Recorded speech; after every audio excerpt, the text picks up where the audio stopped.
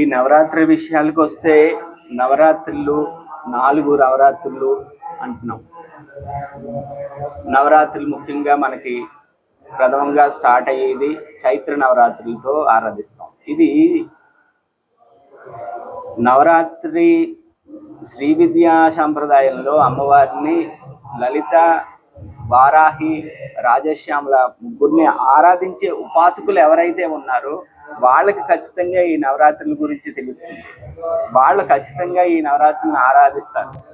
అందులో భాగంగా చైత్రంలో వచ్చే నవరాత్రుల్ని మనం లలితా నవరాత్రులని, ఆషాఢంలో వచ్చే నవరాత్రుల్ని వారాహి గుప్త నవరాత్రులని, ఆశ్వేజ మాసంలో వచ్చే నవరాత్రుల్ని శరణ్ నవరాత్రులని, మాఘమాసంలో వచ్చే నవరాత్రుల్ని మాఘ గుప్త నవరాత్రులని, అక్కడ రాజశ్యామల అమ్మవారిని ఆరాధిస్తాం.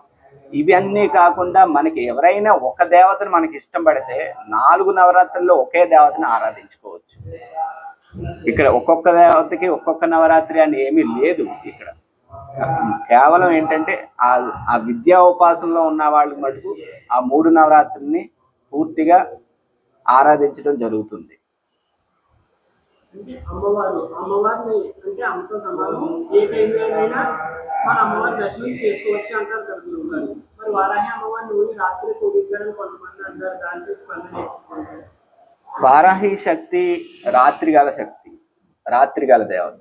ఇప్పుడు భగవంతుడు అంటే భగవంతుడు అని మనం ఎందుకు అంటున్నాం అంటే అమ్మవారి అనొచ్చు.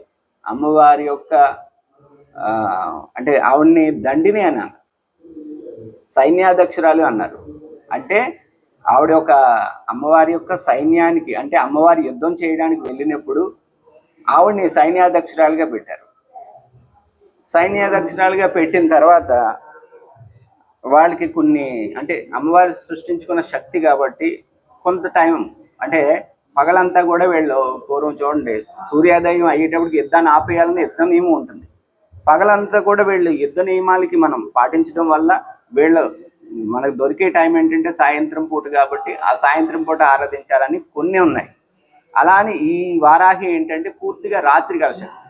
కొంతమంది దేవతలు ఉన్నారు, భైరవుడు ఉన్నారు, రాత్రి ఆరాధిస్తాం. వారాహి ఇలా దశమహావిద్యల్లో ఏ రూపమైనా సరే రాత్రి గల ఆరాధన తంత్రశాస్త్ర ప్రకారం చెప్తుంది. వైదిక శాస్త్రం ఏమో మనకి పూర్తిగా పగల ఆరాధించమంటుంది. తంత్రశాస్త్రం అంతా కూడా రాత్రి, స్త్రీ శక్తిని రాత్రి ఆరాధించాలి అమ్మవారి.